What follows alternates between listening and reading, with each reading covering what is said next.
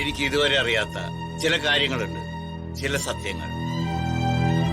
അതെന്താണെന്ന് നീ എന്നോട് തുറന്നു പറയണം.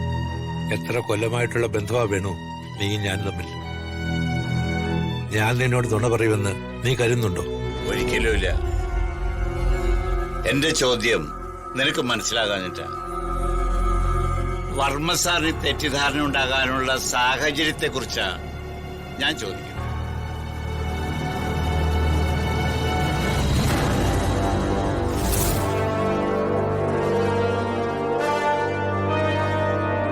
പ്രതാപൻ രാഷ്ട്രീയ നേതാവായും മന്ത്രിയായും വളരെ തിരക്കിൽപ്പെട്ട് നടക്കുന്ന സമയം അയാളുടെ കുടുംബകാര്യങ്ങളിൽ ചിലതൊക്കെ ആത്മസുഹൃത്തായി എന്നെ ഏൽപ്പിച്ചു.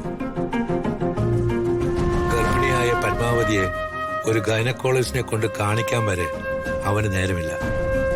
അവൻ അതൊക്കെ എന്നെ ചുമതലപ്പെടുത്തി. പത്മ എനിക്കെന്റെ പെങ്ങളാണ്. അവളൊരു കൂടപ്പിറപ്പിനെ പോലെ എന്നെയും കരുതി. പത്മയും പ്രതാപനെയും തെറ്റിച്ച് ഒരു മഹാറാണിയായി മാറാൻ അംബിക ഒരുക്കങ്ങൾ ശേഖരിക്കുകയാണെന്ന് ഞാൻ അറിഞ്ഞില്ല വേണു. അവൾ എന്നെയും പത്മയും ചേർത്ത് ഒരുപാട് അപവാദ കഥകൾ പ്രചരിപ്പിക്കാൻ തുടങ്ങി. അവൾ അവസാനത്തെ ഒരു ആയുധം പ്രതാപന്റെ മനസ്സിലേക്ക് അങ്ങ് ഇറക്കി തറപ്പിച്ചു.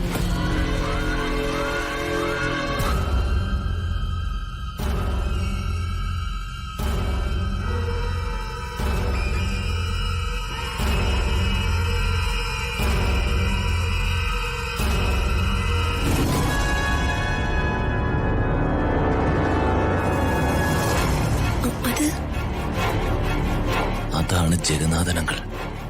പത്മാവതി അമ്മയുടെയും വർമ്മ സാറിന്റെയും ജീവിതകഥയിലെ വില്ലൻ എന്ന് പറയുന്ന ആള്. ഇങ്ങേര് ശരിക്കും വില്ലനാണോ അതോ ചിലര് ചേർന്ന് വില്ലൻ ആക്കിയതാണോ എന്ന് ആർക്കറിയാം? അവർ പറയുന്നേ നമുക്ക് ശ്രദ്ധിച്ചു കേൾക്കാം. റീതിക എന്റെ മകളാണെന്ന്.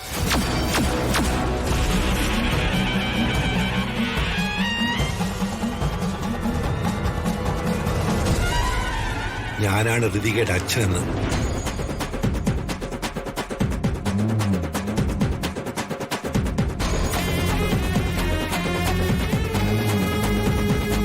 പത്മയുടെ വയറ്റിൽ ജനിച്ച ഋതിക എന്റെ മകളാണെന്ന് അറിഞ്ഞോടെ പ്രതാപൻ ആകെ തകർന്നുപോയി.